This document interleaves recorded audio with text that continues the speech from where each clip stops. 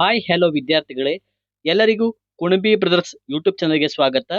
ವಿದ್ಯಾರ್ಥಿಗಳೇ, ಈ ಒಂದು ವಿಡಿಯೋದಲ್ಲಿ ಮುರಾರ್ಜಿ ದೇಸಾಯಿ ಹಾಗೆ ಆದರ್ಶ ವಿದ್ಯಾಲಯ ಪ್ರವೇಶ ಪರೀಕ್ಷೆ ಈ ಒಂದು ಪ್ರವೇಶ ಪರೀಕ್ಷೆಗಾಗಿ ನಾವು ಕನ್ನಡ ವಿಷಯದ ಒಂದು ಮಾದರಿ ಪ್ರಶ್ನೆ ಪತ್ರಿಕೆನ ಬಿಡಿಸ್ತಾ ಹೋಗೋಣ. ಈ ಒಂದು ವಿಡಿಯೋ ತಮ್ಗೆ ಇಷ್ಟ ಆದ್ರೆ ತಪ್ಪದೆ ಈ ವಿಡಿಯೋ ಒಂದು ಲೈಕ್ ಮಾಡಿ ಹಾಗೆ ಶೇರ್ ಮಾಡಿ. ಸಾಕಷ್ಟು ಜನ ವಿದ್ಯಾರ್ಥಿಗಳು ಸರ್ ವಿಡಿಯೋನ ಡೈಲಿ ಮಾಡಿ ಅಂತ ಹೇಳ್ತಾ ಇದ್ದಾರೆ. ಸೊ ನಿಮ್ಗೋಸ್ಕರ ಈ ಒಂದು ಕ್ಲಾಸ್ ಅನ್ನ ಮಾಡ್ತಾ ಇದ್ದೀನಿ. ನಿಮಗೆ ಇದೇ ತರ ಇನ್ನೂ ಹೆಚ್ಚಿನ ರೀತಿಯ ವಿಡಿಯೋಸ್ಗಳು ಬೇಕಾದಲ್ಲಿ ಈಗಲೇ ನಮ್ಮ ಕುಣಬಿ ಬ್ರದರ್ಸ್ ಯೂಟ್ಯೂಬ್ ಚಾನಲ್ ಅನ್ನ ಸಬ್ಸ್ಕ್ರೈಬ್ ಮಾಡಿಕೊಳ್ಳಿ. ಹಾಗಾದ್ರೆ ಬನ್ನಿ ವಿದ್ಯಾರ್ಥಿಗಳು ಶುರು ಮಾಡೋಣ. ಮೊದಲಾಗಿ ನೋಡಿ, ಕೃತಕ ಪದದ ಅರ್ಥ ಏನು ಅಂತ ಕೇಳಿದ್ದಾರೆ. ಕೃತಕ ಪದದ ಅರ್ಥ ಆಪ್ಷನ್ ಎ ಬಂದ್ಬಿಟ್ಟು ತಾತ್ಕಾಲಿಕ, ಮಾನವ ನಿರ್ಮಿತ, ನೈಜ, ನಾಶವಾಗುವ ಅಂತ ಇದೆ. ಇದಕ್ಕೆ ಸರಿಯಾದ ಉತ್ತರ ಬಂದ್ಬಿಟ್ಟು ನೋಡಿ, ಕೃತಕ ಅಂತಂದ್ರೆ ನೋಡಿ ಆಪ್ಷನ್ ಬಿ, ಮಾನವ ನಿರ್ಮಿತ ಅನ್ನುವಂಥದ್ದು ಒಂದು ಅರ್ಥವನ್ನ ಕೊಡುವಂಥದ್ದು. Option B is the right answer.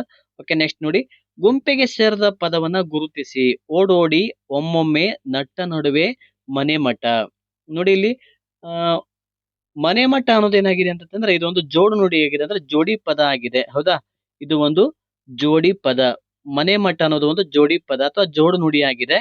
ಹಾಗಾಗಿ ಇದರೊಳಗೆ ಗುಂಪಿಗೆ ಸೇರ್ದಿರುವಂತದ್ದು ಯಾವ್ದು ಅಂತ ಕೇಳಿದಾಗ ಆಪ್ಷನ್ ಡಿ ಇವೆಲ್ಲ ಓಡೋಡಿ, ಒಮ್ಮೊಮ್ಮೆ, ನಟ್ಟ ನಡುವೆ ಇವೆಲ್ಲ ದ್ವಿರೂಕ್ತಿಗಳಾಗಿದ್ದಾವೆ.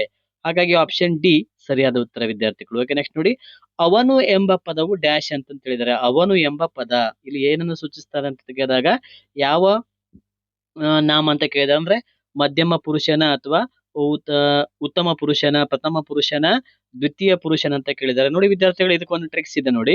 ಈಗ ನಾನು ಅನ್ನೋದು ಏನ್ ಹೇಳಿ, ಅದು ಉತ್ತಮ ಪುರುಷ. ನಾನು, ಇದು ಉತ್ತಮ ಪುರುಷ, ನೆನಪಿಟ್ಕೊಳ್ಳಿ. ನೀನು ಅನ್ನೋದೇನ್ ಹೇಳಿ, ಇದು ನೀನು ಅನ್ನೋದು ಮಧ್ಯಮ ಪುರುಷ. ಹಾಗಾದ್ರೆ ಮೂರನೇ ವ್ಯಕ್ತಿಗೆ ಅಂದ್ರೆ ಇನ್ನೊಬ್ರಿಗೆ ನಾವು ತೋರಿಸ್ತೀವಲ್ಲ, ಅವ್ರಿಗೆ ಏನಂತ ಕರಿತೀವಿ ಅಂತಂದ್ರೆ ಪ್ರಥಮ ಪುರುಷ. ನೀ ಅಥವಾ ಅವನು, ಸಾರಿ ಅವನು ಅನ್ನೋದೇನ್ ಹೇಳಿಲಿ, ಇದು ಪ್ರಥಮ ಪುರುಷ ಆಗ್ತದೆ. ಹಾಗಾಗಿ option C is the right answer. Okay, note ಮಾಡಿ ಇಟ್ಕೊಳ್ಳಿ ಇದನ್ನ. ನೆಕ್ಸ್ಟ್ ನೋಡಿ, ಕ್ರಿಯಾಪದಕ್ಕೆ ಉದಾಹರಣೆ ಯಾವುದು? ಕ್ರಿಯಾಪದಕ್ಕೆ ನಾವು ಇಂಗ್ಲಿಷ್ ನಲ್ಲಿ ವರ್ಬ್ ಅಂತ ಇರ್ತೀವಲ್ಲ, ಇದಕ್ಕೆ ಉದಾಹರಣೆ ಯಾವುದು ಅಂತ ಕೇಳಿದರೆ ಮಾಡಿದನು, ಸುಂದರ, ಹಾಲನ್ನು, ಜೋರಾಗಿ ಅಂತ ಇದೆ. ನೋಡಿ, ಕ್ರಿಯಾಪದಕ್ಕೆ ಉದಾಹರಣೆ ಅಂತ ಬಂದಾಗ ಆಪ್ಷನ್ ಎ ಬಂದ್ಬಿಟ್ಟು ಮಾಡಿದನು, ಸುಂದರ, ಹಾಲನ್ನು, ಜೋರಾಗಿ ಅಂತ ಇದ್ನಲ್ಲ, ಇದಕ್ಕೆ ಸರಿಯಾದ ಉತ್ತರ ಆಪ್ಷನ್ ಎ, ಮಾಡಿದನು ಅನ್ನೋದು ಇದು ಒಂದು ಕ್ರಿಯಾಪದ ಆಗಿದೆ ವಿದ್ಯಾರ್ಥಿಗಳು. ಓಕೆ, ನೆಕ್ಸ್ಟ್ ನೋಡಿ, ಸರಿಯಾದ ಆಯ್ಕೆಯನ್ನ ಆರಿಸಿರಿ.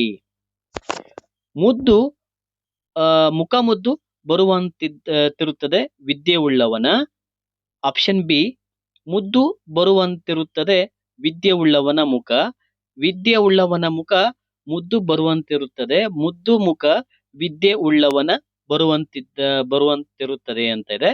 ಇದಕ್ಕೆ ನೋಡಿ, ಈ ಒಂದು ಪ್ರಶ್ನೆಗೆ ಸರಿಯಾದ ಉತ್ತರ ಬಂದ್ಬಿಟ್ಟು ಆಪ್ಷನ್ ಸಿ, ವಿದ್ಯೆ ಉಳ್ಳವನ ಮುಖ ಮುದ್ದು ಬರುವಂತೆ ಇರುತ್ತದೆ. Option C is the right answer. Okay, next ನೋಡಿ, ನೆಕ್ಸ್ಟ್ ಕ್ವಶನ್, ಉತ್ತಮ ಪದದ ವಿರುದ್ಧ ಪದ ಯಾವುದು? ಮಧ್ಯಮ, ಅಧಮ, ಅತ್ಯುತ್ತಮ, ಶ್ರೇಷ್ಠ ಅಂತ ಇದೆ.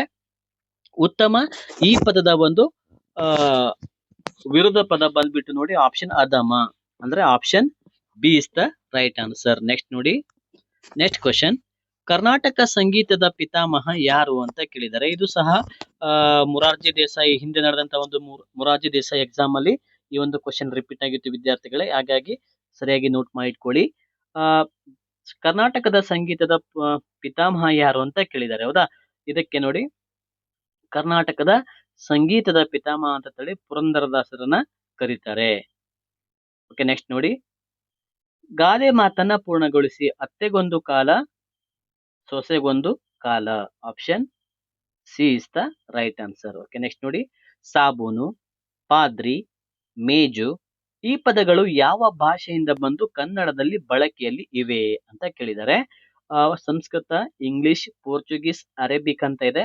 ಆಪ್ಷನ್ ಸಿ ಅರೇಬಿಕ್ ಪೋರ್ಚುಗೀಸ್ ಸರಿಯಾದ ಉತ್ತರ. ಪೋರ್ಚುಗೀಸ್. ಓಕೆನಾ, ಪೋರ್ಚುಗೀಸ್ ಅಂದ್ರೆ ಸಾಬೂನು, ಪಾದ್ರಿ, ಮೇಜು ಇವೆಲ್ಲ ಪೋರ್ಚುಗೀಸ್ ಶಬ್ದಗಳು ಆಗಿದ್ದಾವೆ. ನೆಕ್ಸ್ಟ್ ನೋಡಿ, ಕಾನ್ಸ್ಟೆನ್ಸ್ ಜೆ ಫಾಸ್ಟರ್ ಎಂಬುವರು 20ನೇ ಶತಮಾನದ ಒಬ್ಬ ಡ್ಯಾಶ್ ಲೇಖಕರು ಅಂತ ಹೇಳಿದ್ದಾರೆ.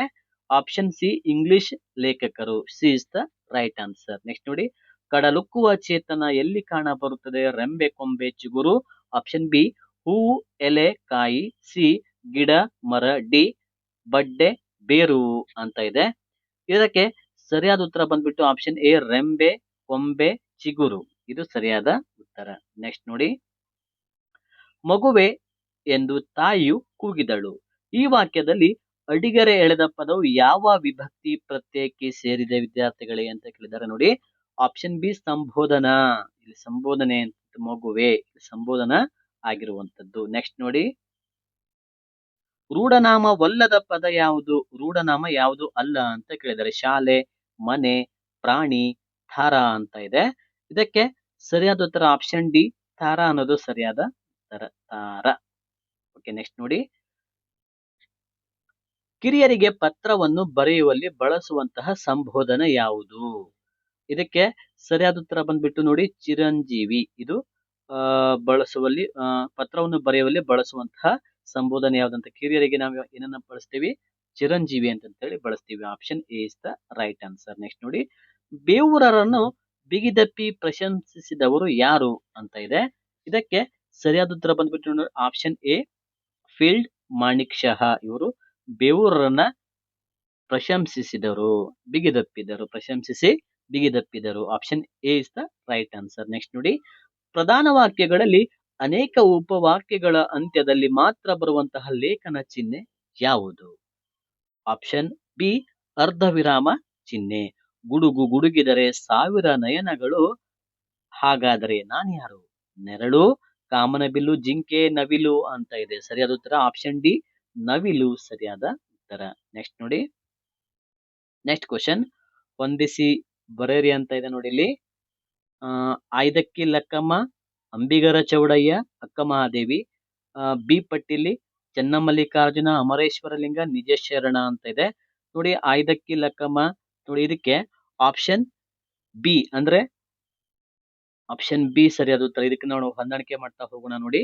ಏನಾಗ್ತದೆ ಅಂತಂದ್ರೆ, ಒಂದೇದು ಬಿ ಅಂದ್ರೆ ಆಯ್ದಕ್ಕಿ ಲಕ್ಕಮ್ಮ, ಅಮರೇಶ್ವರ ಲಿಂಗ. 2 ಸಿ ಅಂದ್ರೆ ಯಾವ್ದು ಹೇಳಿ? ಅಂಬಿಗರ ಚೌಡಯ್ಯ, ನಿಜ ಶರಣ, ಅಕ್ಕ ಮಹಾದೇವಿ, ಚೆನ್ನಮಲ್ಲಿಕಾರ್ಜುನ. ಓಕೆನಾ? ನೆಕ್ಸ್ಟ್ ನೋಡಿ, ಜನರಲ್ ಜಿಜಿ ಬೇವೂರರು ಡ್ಯಾಶ್ ಮತ್ತು ಡ್ಯಾಶ್ ಆಡಳಿತ ಕಂಡು ಅವರಿಗೆ ಪದ್ಮಭೂಷಣ ಪ್ರಶಸ್ತಿ ಕೊಟ್ಟು ಗೌರವಿಸಿತು ಅಂತ ಇದೆ. ಸರಿಯಾದ ಉತ್ತರ ಆಪ್ಷನ್ ಸಿ ನಿಷ್ಠೆ ಮತ್ತು ಆಡಳಿತ ಅನ್ನೋದು ಸರಿಯಾದ ಉತ್ತರ. ನಿಷ್ಠೆ ಮತ್ತು ಆಡಳಿತ. ನೆಕ್ಸ್ಟ್ ನೋಡಿ, ಕಾಮನ ಬಿಲ್ಲು ಪದ್ಯ ಬರೆದ ಕವಿ.